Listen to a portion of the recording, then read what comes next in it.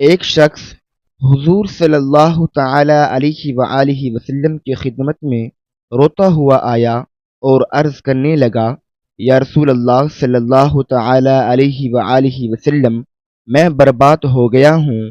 آپ صلی اللہ علیہ وسلم نے پوچھا کہ کیا ہوا؟ وہ رو کر عرض کرنے لگا، میں ایک کفن چور ہوں۔ انصار کی ایک لڑکی کا انتقال ہوا تو میں نے اسے قبر سے نکالا، اور جب اسے برہنہ کیا تو میرے اندر کا شیطان جاگ گیا۔ میں نے اس مردہ لڑکی کے ساتھ زنا کیا۔ اتنے میں غیب سے آواز آئی، اے شخص، بسم اللہ الرحمن الرحیم۔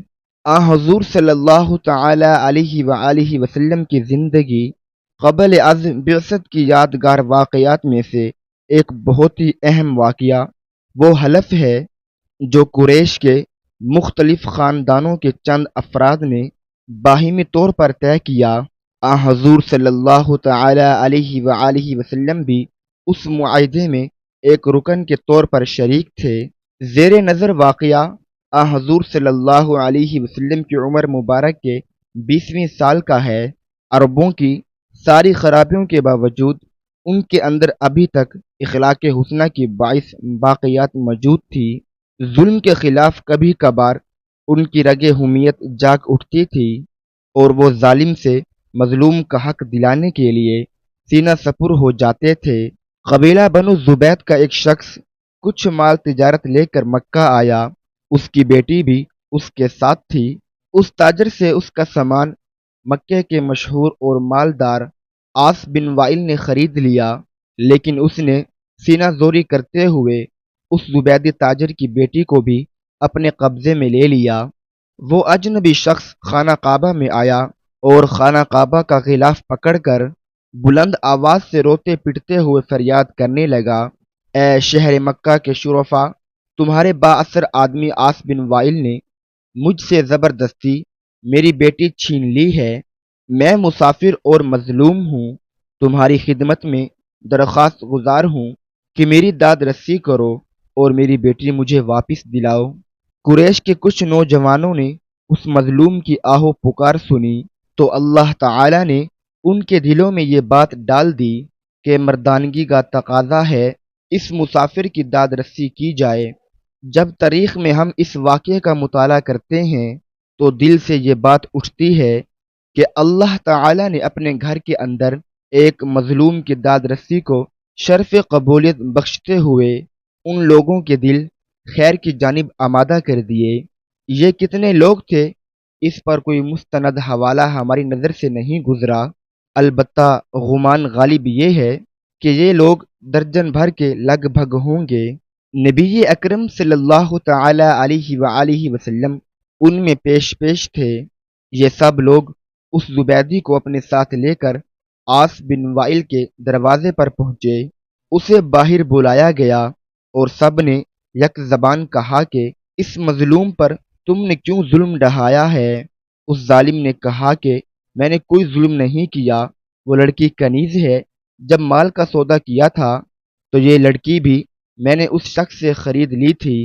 عاص بن وائل کے جواب سن کر وفد کے لوگوں نے زبیدی سے وضاحت مانگی تو اس نے کہا، خانہ کعبہ کی عظمت و تقدس کی قسم، میں نے اپنی لڑکی بیچی نہیں ہے اور نہ ہی وہ کنیز ہے، وہ میری بیٹی ہے، اور اس شخص نے اپنی قوت کے بل بوتے پر زبردستی اسے اغوا کر کے اپنے گھر میں ڈال لیا ہے۔ اس پر وفد کے لوگوں نے سختی کے ساتھ عاص بن وائل سے بات کی تو اس بدبخت نے اپنے جرم کا اعتراف کر لیا اور زبیدی کی لڑکی اسے واپس دینی پڑی۔ لڑکی واپس کرنے کے وقت بدبخت عاص نے ارکان وفد سے کہا کہ میں کل صبح لڑکی واپس کروں گا، ایک رات مجھے اس کے ساتھ گزار لینے دو۔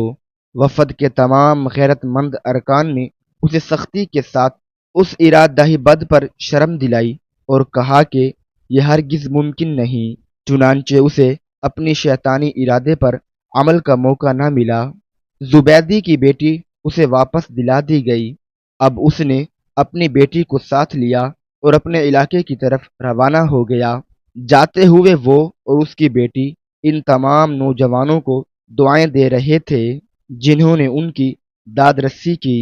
مظلوم کی بد دعا بھی عرش تک بلا روک ٹوک پہنچتی ہے، اور اس کی دعا بھی۔ وہ قریشی نوجوان خوش نصیب تھے جنہوں نے مظلوم سے دعا لی۔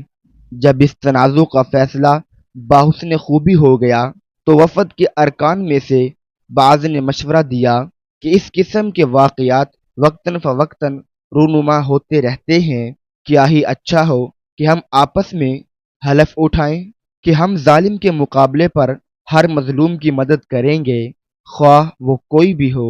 چنانچہ یہ سب لوگ عبداللہ بن جدعان کے گھر پر اکٹھے ہوئے، اور اللہ کے نام پر سب نے حلف اٹھایا، جس کے الفاظ یہ تھے: ہم حلف اٹھاتے ہیں کہ غضب شدہ چیز مالک کو واپس دلائیں گے، اور آج کے بعد کسی پر ظلم کو برداشت نہیں کریں گے۔ ہر مظلوم کی داد رسی ہوگی، اور ظالم کو اس کے ظلم کی سزا دی جائے گی۔ الفضول کا معنی ہے کہ وہ چیز جو ظلم کے ساتھ چھینی جائے۔ نبی اکرم صلی اللہ تعالی علیہ وآلہ وسلم فرمایا کرتے تھے: میں نے عبداللہ بن جدعان کے گھر میں جو حلف اٹھایا تھا، آج اسلامی دور میں بھی اگر کوئی مجھے اس کی طرف دعوت دے تو میں لبیک کہوں گا۔ نبی اکرم صلی اللہ علیہ وسلم اپنی پوری زندگی میں جب بھی اس حلف کو یاد کرتے تو اس کی تعریف ضرور فرماتے۔ ایک مرتبہ آپ نے فرمایا: عبداللہ بن جدعان کے گھر پر میں نے جس حلف میں حصہ لیا، مجھے اس کا اتنا احترام ہے کہ اگر کوئی مجھے سرخ اونٹوں کا گلہ بھی پیش کرے تو میں اس کو ہرگز نہیں توڑوں گا۔ آج دور اسلام میں بھی مجھے کوئی اس حلف کی طرف بلائے گا تو میں اس کا مثبت جواب دوں گا۔ زمانہ جہلیت میں قریش کے اہل خیر نے جتنے اچھے کام کیے ہیں، ان میں سے ایک بہت ہی عظیم کارنامہ ہے۔ حضور صلی اللہ تعالی علیہ وآلہ وسلم کی بعثت سے قبل اس واقعے کا ظہور اللہ کی طرف سے ایک خاص نعمت تھی، جس پر حضور صلی اللہ تعالی علیہ وآلہ وسلم نے ہمیشہ اللہ کا شکر ادا کیا۔ ہماری نظر میں اسی باب میں ایک دلچسپ روایت گزری ہے، جس کے مطابق ولید بن عتبہ بن ابی سفیان، حضرت امیر معاویہ کا بھتیجا اور حضرت حسین بن علی رضی اللہ تعالی عنہ کے درمیان، ولید جب مدینے کا گورنر مقرر ہوا تو اس نے اپنی قوت کے بل بوتے پر سیدنا حسین بن علی رضی اللہ تعالی عنہ کی ایک جائیداد جو ذوالمروہ کے مقام پر تھی قبضے میں لے لی، اور گورنی کا رعب جمانے لگا۔ حضرت حسین بن علی رضی اللہ تعالی عنہ گورنر ہاؤس میں تشریف لے گئے، اور آپ نے فرمایا: اے ولید، تم میری جائیداد سے قبضہ اٹھا لو، اگر ایسا نہیں کرو گے تو میں اللہ کی قسم کھا کر کہتا ہوں کہ پھر میں اپنی تلوار نکالوں گا اور مسجد نبی میں کھڑا ہو کر اعلان کروں گا کہ اے اہل ایمان، کہ آج پھر حلف الفضول کو دہرانے کا لمحہ آ گیا ہے۔ عبداللہ بن زبیر بھی اس وقت وہاں موجود تھے۔ انہوں نے فرمایا: میں اللہ کی قسم کھا کر کہتا ہوں کہ حسین کا اگر حق واپس نہ کیا گیا تو میں بھی اس کے حصول کے لیے اپنی تلوار نکال کر اس کے ساتھ کھڑا ہو جاؤں گا، پھر یا تو اس کا حق دلوا کر رہوں گا یا جان کی بازی لگا دوں گا۔ حضرت معصور بن مخرمہ بن نوفل زہری تک یہ بات پہنچی تو انہوں نے بھی یہی اعلان کیا جو عبداللہ بن زبیر نے کیا تھا۔ پھر اس تنازع کی خبر حضرت عبد الرحمن بن عثمان بن عبداللہ تمیمی تک پہنچی تو انہوں نے بھی وہی الفاظ دہرائے۔ والی مدینہ ولید بن عتبہ کو جب اس صورت حال کا پتہ چلا تو اس نے حضرت حسین کا حق انہیں واپس دے کر راضی کر لیا۔ حقدار کو اس کا حق دلانے کی کاوش اللہ تعالی کے نزدیک محبوب ترین عمل ہے۔ اللہ کے نبیوں کی آمد کا مقصد بھی قرآن نے یہی بیان کیا ہے کہ عدل قائم ہو اور ظلم مٹ جائے۔ مظلوم کے حق میں اگر لوگ اٹھ کھڑے ہوں تو ہر دور میں ظالموں کو ان کے سامنے گھٹنے ٹیکنے پڑتے ہیں۔ المیہ یہ ہوتا ہے کہ معاشرے کے اندر بے حسی اور ذاتی موافقات کی سوچ پختہ ہو جاتی ہے، نتیجن ظالم منظور ہو جاتا ہے اور مظلوم بے بس و مجبور ہو کر دھکے کھاتا پھرتا ہے۔ سنت رسول صلی اللہ علیہ وسلم کس قدر واضح ہے کہ ظلم کا خاتمہ شان مومنہ اور فرض عین ہے۔ آج اس جذبے کو پھر سے زندہ کرنے کی ضرورت ہے۔ شیبہ بن عثمان نے روایت بیان کی۔ شیبہ کہتے تھے کہ میں نے یوم حنین کے موقع پر رسول اللہ صلی اللہ تعالی علیہ وآلہ وسلم کو دیکھا کہ تنہا ہیں۔ مجھے اپنے باپ اور چچا یاد آئے، انہیں علی رضی اللہ تعالی عنہ اور حمزہ رضی اللہ تعالی عنہ نے قتل کیا تھا۔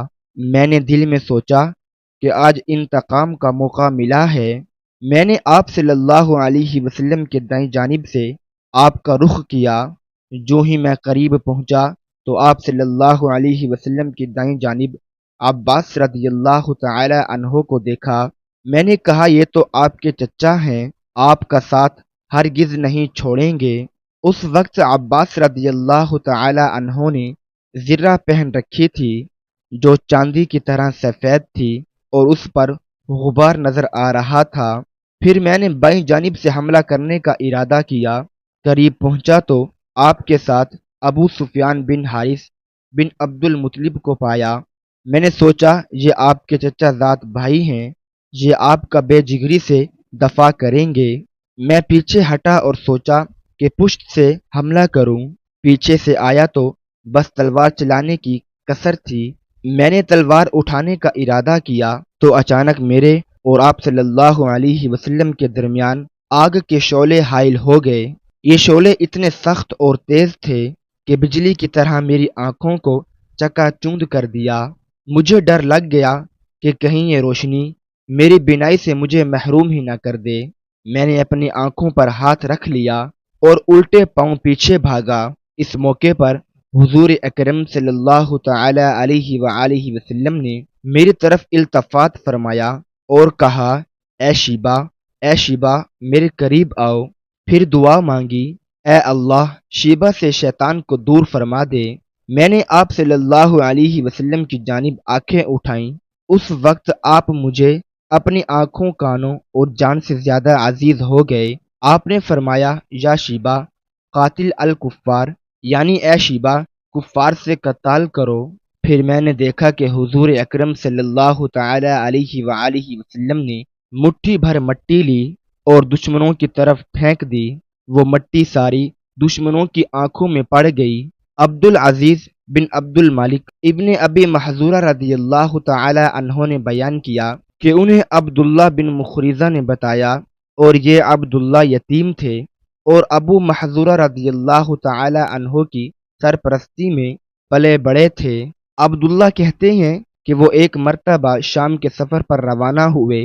روانگی سے قبل انہوں نے حضرت ابو محذورہ رضی اللہ تعالی عنہ سے کہا، شام کے لوگ مجھ سے آپ کی اذان کے بارے میں پوچھیں گے تو میں کیا بتاؤں؟ حضرت ابو محذورہ رضی اللہ تعالی عنہ نے اپنا واقعہ یوں بیان کیا کہ میں اپنے ساتھیوں کے ساتھ حنین کی جانب نکلا۔ ہم راستے میں تھے کہ حضور اکرم صلی اللہ علیہ وسلم کا قافلہ حنین سے واپس آتا ہوا راستے میں ملا۔ حضور اکرم صلی اللہ علیہ وسلم کے مؤذن نے اذان پڑھی۔ ہم نے کچھ فاصلے سے اذان کی آواز سنی۔ ہم راستے سے الگ ہو کر بیٹھ گئے تھے۔ ہم نے اذان سن کر اس کے الفاظ کو مذاق اور استہزاء کے طور پر دہرانا شروع کر دیا۔ حضور اکرم صلی اللہ علیہ وسلم نے ہماری آواز سن لی اور آپ صلی اللہ تعالی علیہ وآلہ وسلم نے کسی کو حکم دیا کہ ہمیں آپ کے سامنے حاضر کیا جائے۔ جب ہمیں آپ صلی اللہ علیہ وسلم کے سامنے لایا گیا تو آپ صلی اللہ علیہ وسلم نے فرمایا، تم میں سے کس کی آواز بلند تھی؟ یہ سن کر سب نے میری طرف اشارہ کر دیا اور وہ اس معاملے میں سچے تھے۔ آپ صلی اللہ تعالی علیہ وآلہ وسلم نے باقی سب کو جانے کی اجازت دے دی مگر مجھے پابند کر دیا۔ پھر حکم دیا، اٹھ اور اذان پڑھ۔ میں حکم سن کر اٹھا۔ اس وقت نبی پاک صلی اللہ علیہ وسلم کی شخصیت سے زیادہ مجھے کسی چیز سے نفرت اور عداوت نہ تھی۔ جس چیز کا آپ صلی اللہ علیہ وسلم نے مجھے حکم دیا تھا وہ بھی مجھے از حد ناپسند تھی۔ بہرحال میں اٹھا اور آپ کے سامنے کھڑا ہو گیا۔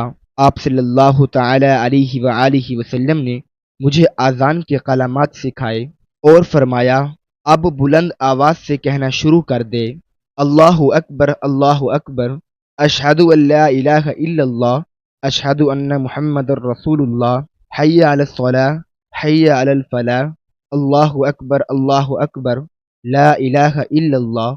جب میں نے اذان مکمل کی تو آپ صلی اللہ علیہ وسلم نے مجھے بلایا اور ایک تھیلی مرحمت فرما دی جس میں کچھ چاندی تھی۔ اس کے بعد آپ نے میری پیشانی پر اپنا ہاتھ رکھا، پھر وہ میرے چہرے پر پھیرتے ہوئے میرے سینے تک لایا اور میرے پیٹ اور کلیجے پر پھیرا، پھر میری ناف تک آپ نے ہاتھ پھیرا۔ اس کے بعد آپ نے دعا فرمائی، اللہ تعالیٰ تجھے برکت عطا فرمائے اور تیرے اوپر اپنا فضل و کرم کرے۔ اب میری قلبی حالت بدل چکی تھی۔ میں نے عرض کیا، اے اللہ کے رسول صلی اللہ تعالی علیہ وآلہ وسلم، مجھے مکہ میں مؤذن مقرر فرما دیجئے۔ آپ صلی اللہ علیہ وسلم نے کہا، جاؤ، میں نے تجھے حرم مکہ کا مؤذن مقرر کر دیا ہے۔ اب میرا دل حضور اکرم صلی اللہ علیہ وسلم کی محبت سے یوں بھر گیا تھا کہ کائنات کی کوئی چیز مجھے آپ صلی اللہ علیہ وسلم سے زیادہ محبوب نہ تھی۔ میں حضور اکرم صلی اللہ علیہ وسلم کے مقرر کردہ عامل مکہ حضرت عتبہ بن اسید کے پاس آیا اور انہیں پورا واقعہ سنایا۔ چنانچہ اس وقت سے میں اذان کی ذمہ داری نبھا رہا ہوں کہ حضرت ابو محذورہ رضی اللہ تعالی عنہ کی اولاد، ان کے پوتے پر پوتے سب مسجد حرام میں اذان دیا کرتے تھے۔ ایک صحابی نبی کریم صلی اللہ علیہ وسلم کی خدمت میں حاضر ہوئے اور خبر دی کہ ایک خوبصورت نوجوان مسجد کے پاس کھڑا ہو کر اس طرح رو رہا ہے جیسے اس کی ماں مر گئی ہو، وہ چاہتا ہے کہ آپ سے ملاقات کرے۔ چنانچہ یہ سن کر آپ صلی اللہ علیہ وسلم نے فرمایا، اسے مسجد میں بھیج دو۔ تو وہ جوان مسجد میں داخل ہوا اور رسول اکرم صلی اللہ علیہ وسلم کو سلام کیا تو آپ صلی اللہ علیہ وسلم نے سلام کا جواب دیا اور فرمایا، اے جوان، رونے کی وجہ کیا ہے؟ اس نے عرض کیا، میں کیوں نہ روؤں، حالانکہ میں نے ایسے ایسے گناہ انجام دیے ہیں کہ خداوند عالم ان میں سے بعض کی وجہ مجھے جہنم میں بھیج سکتا ہے۔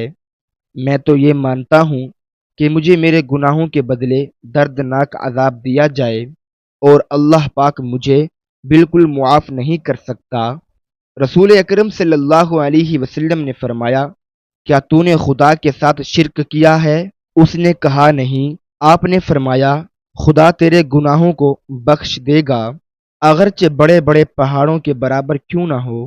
اس نے کہا، میرے گناہ بڑے بڑے پہاڑوں سے بھی بڑے ہیں۔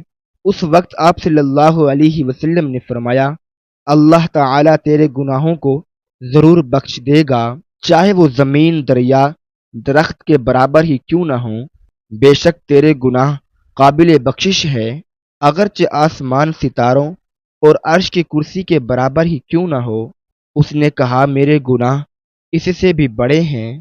آپ صلی اللہ علیہ وسلم نے فرمایا، اے جوان، افسوس ہے تیرے اوپر، تیرے گناہ بڑے ہیں یا تیرا خدا بڑا ہے؟ یہ سن کر وہ جوان سجدے میں گر پڑا اور کہا، پاکیزہ ہے میرا پروردگار، یا رسول اللہ صلی اللہ تعالی علیہ وآلہ وسلم، میرا خدا تو ہر عظیم سے عظیم تر ہے۔ اس کے بعد وہ خاموش ہو گیا۔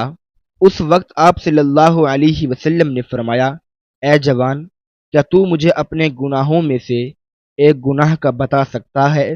اس نے کہا، کیوں نہیں۔ میں 7 سال سے قبر کو کھول کر مردوں کو باہر نکالتا ہوں اور کفن چوری کر لیتا ہوں۔ قبیلہ انصار سے ایک لڑکی کا انتقال ہوا، اس کا کفن نکال لیا اور اس کو برہنہ ہی قبر میں چھوڑ دیا۔ شیطان نے مجھے ورگلایا، اس کی خوبصورتی نے مجھے اپنے جال میں پھنسا لیا۔ واپس لوٹا اور جو کام نہیں کرنا چاہیے تھا وہ کر بیٹھا۔ اس وقت ایک آواز سنی، اے جوان، روز قیامت تجھ پر عذاب ہو، جس دن بارگاہ الہی میں پیش کیا جائے گا۔ تو نے مجھے مردوں کے درمیان برہنہ کر دیا اور مجھے قبر سے نکالا، میرا کفن لے چلا اور مجھے جنابت کی حالت میں چھوڑ دیا، اور روز قیامت اسی حالت میں محشر میں بھی جاؤں گی، عذاب ہو تجھ پر آتش جہنم کا۔ یہ سن کر آپ صلی اللہ علیہ وسلم نے بلند آواز میں پکارا، اے فاسق، یہاں سے دور چلا جا، میں ڈرتا ہوں کہ تیرے عذاب میں بھی جل جاؤں۔ تو آتش جہنم سے کتنا نزدیک ہے۔ وہ شخص مسجد سے باہر نکلا اور شہر سے باہر پکارتا جا رہا تھا، اللہ پاک، یہ بھولا ہوا تیرا بندہ ہے، تو میرے گناہ کو بھی جانتا ہے۔ توجہ کے لیے تیرے پیغمبر کے پاس گیا تھا، لیکن اس نے مجھے دور کر دیا ہے۔ تجھے تیری عزت و جلال اور سلطنت کا واسطہ کہ مجھے نا امید نہ کرو۔ 40 دن تک دعائے مناجت اور گریہ وزاری کرتا رہا۔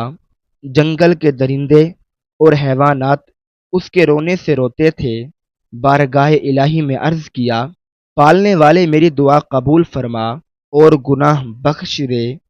تو اپنے پیغمبر کو اس کی خبر دے، اگر میری دعا قبول نہ ہوئی اور گناہ نہ بخشے، نیز مجھ پر عذاب کرنے کا ارادہ ہو تو میرے اوپر آتش فرما، میں جل جاؤں۔